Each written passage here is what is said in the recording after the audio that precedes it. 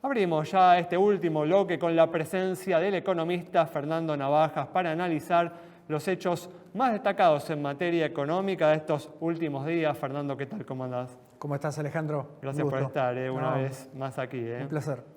Y bueno, luego de 90 días, el dólar oficial volvió a moverse hoy con una micro suba que anticipa los fuertes movimientos que debería tener próximamente, ¿no?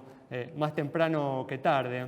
Fernando, ¿cuándo crees, ¿no?, que se van a dar esos movimientos, si te animás a especular, y qué magnitud deberían tener, ¿no? ¿Del tipo de cambio te refieres? Del tipo de cambio, sí, exacto. Bueno, el dólar oficial, ¿no? Y el oficial a un horizonte de, vamos a decir, 6 meses, para allá, para el mes de abril, o por esa época, está equivalente a lo que es el paralelo ahora. O sea, estás con una suba que está en el orden, que lo que la brecha te indica hoy, después de aún de las bajas estas, en 180%. Eso es un tema preocupante porque si vos haces punta contra punta, te implica un ajuste devaluatorio bastante alto, de como el 18% mensual. Y es en 6 meses, digamos, ¿no?, para llegar a cerrar esa brecha.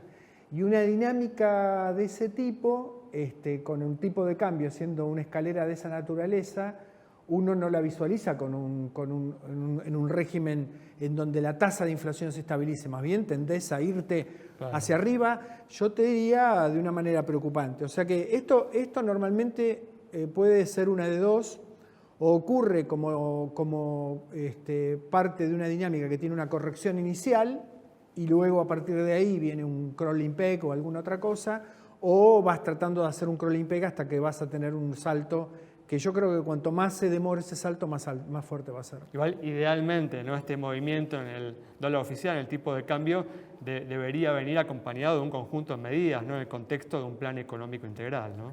Sin ninguna duda, ya tuvimos la película de la devaluación del mes de agosto, después de las PASO, que fue de texto, digamos, ¿no? Cuando uno dice, ¿qué es lo que pasa si hay una devaluación sin plan? Bueno, ahora tenemos los datos.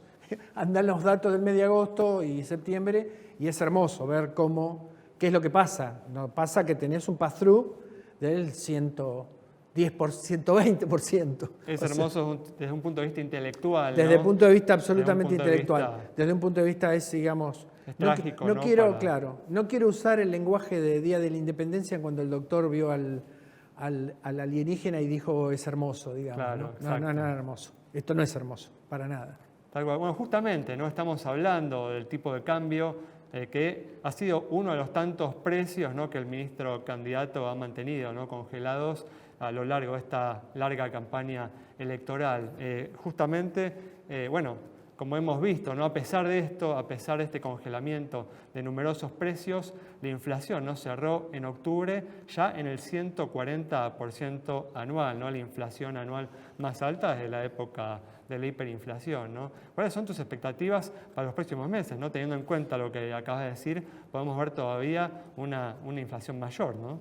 Sí, hay dos planos acá, ¿no?, que uno tiene que mirar. Lo que vendría a ser el mediano plazo, que tiene que hacerse condicional a lo que uno cree que va a ser el plan de acción, para no llamarlo plan de estabilización, o de desestabilización si no se toman medidas, y el plano de más corto plazo. En el plano de más corto plazo, el dato de octubre, más allá de la polémica que pueda generar cuán bien o mal está medida, esto no es una imputación a como lo mide el INDEC, pero ocurre que cuando uno tiene una inflación alta, empiezan los errores de medición y los sesgos que pueden ocurrir por la forma en la cual se encara el índice, cómo se computa, por ejemplo, algunos de los que miran esas cosas dicen cómo computaste la tarifa de agua, si la metiste bien o no la metiste bien, cómo computaste las escuelas privadas o cómo computaste la parte de verduras. Hay 3 o 4 áreas que siempre aparecen ahí. Más allá de eso, lo cierto es que octubre, este número de octubre, es un número que es una foto muy vieja, porque lo que ha estado ocurriendo, y por eso la sensación de la gente en estas... Por eso me sube más en el 140 anual que en el 8%. Que en el 8, mensual, claro, ¿no? en el 8. Entonces, vos tenés dos escenarios posibles.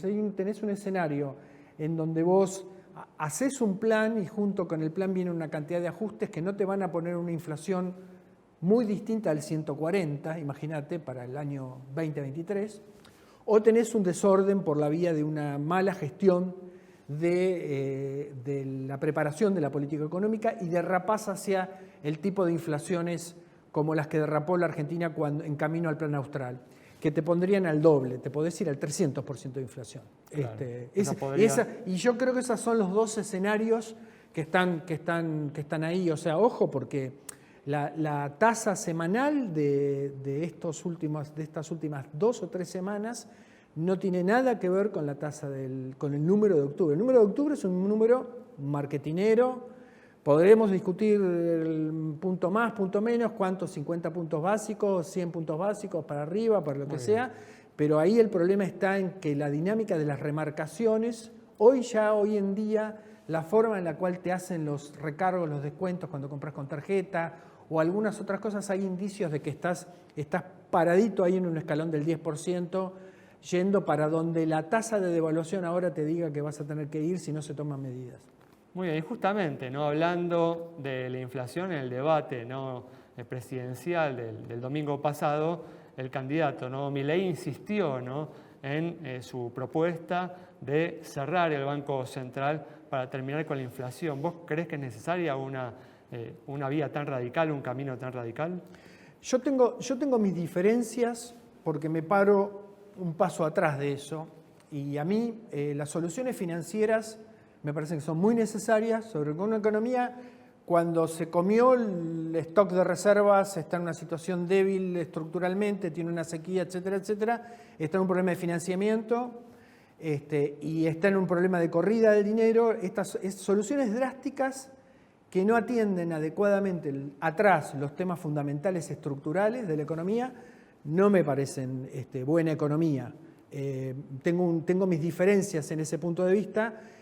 A mí me parece que la Argentina tiene que acometer un plan fiscal, de ordenamiento fiscal, en las líneas que tiene con el acuerdo con el Fondo Monetario y de... Esto igual me parece los dos candidatos, ¿no? Lo han planteado. Sí, pero la cuestión es como lo dicen, piripipí, y la realidad concreta de que vos sepas quiénes son los que están atrás, que están haciendo qué cosa en materia concreta en la lista de cuestiones. Tomá, por ejemplo, un caso que ya se ha trillado demasiado.